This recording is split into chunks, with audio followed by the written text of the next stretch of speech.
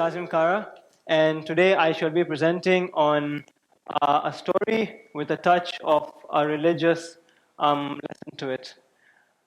So first of all, I want to start with how dramatic this looks from this angle. I did not expect this when I was practicing. But also this setting reminds me of the Britain's Got Talent show, where you have all eyes, 4 judges, of course without the golden buzzer in the center, and of course Brother Ashik as the Simon Cowell of the show. Quite frankly speaking, I did not fully prepare for this talk, and presentation was practiced to the minimum. And so I promise, and that's my fault, but I promise that I'm going to work on this in the future. And that is why you guys should promote me to the final so that I can, work on that. But also, I want to start with a story. Wednesday this week, I had the most exhausting fast ever since Ramadan started. I had many errands to run. I had to fix my bike, I had a test, I had a meeting in the evening, I had a lot going on. And by the time I got to iftar, I was so thirsty that I didn't even think of food, and I just took down 2 bottles of sugarcane juice, and that was it. I was full. I told myself that I'm gonna eat at 8, the normal dinner time, and then sehri in the morning, and I'll be good to go for the next day. Come 7:30, and a friend calls me up, and he's like, let's hang. I was like, Sawa.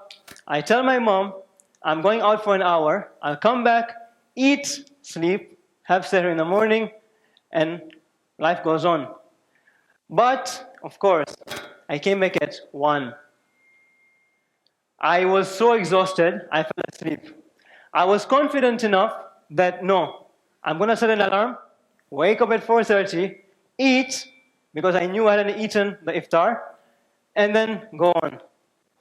I set my alarm, I woke up, but at 9. I had absolutely no clue of how I was going to go about the day ahead of me. Now, you guys might be wondering why I'm sharing this story with you.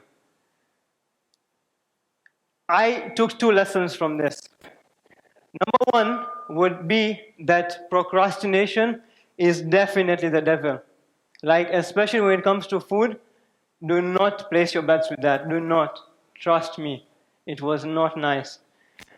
But secondly, I realized that while I went about the second day, where I was surviving on just 2 bottles of sugarcane juice, I realized that I was definitely more careful in terms of how I interacted, in terms of how I engaged with people, in terms of what I spoke about, in terms of how I behaved.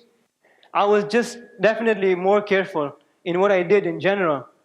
Now, don't get me wrong, I'm not saying you guys fast for 2 days. You don't want to become a stick figure. Don't do that. But what I am saying is sometimes, just sometimes, us as human beings, we are so cultured to, okay, let's fast for 10 hours. We do get hungry, but sometimes when we are subjected to an environment that outside our comfort zone, that makes us more conscious. Definitely made me more conscious.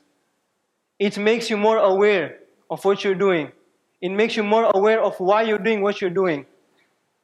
And eventually, you just realize that sometimes you learn lessons in those difficult environments that you never would learn if you were in your safe zone. Thank you for listening to me.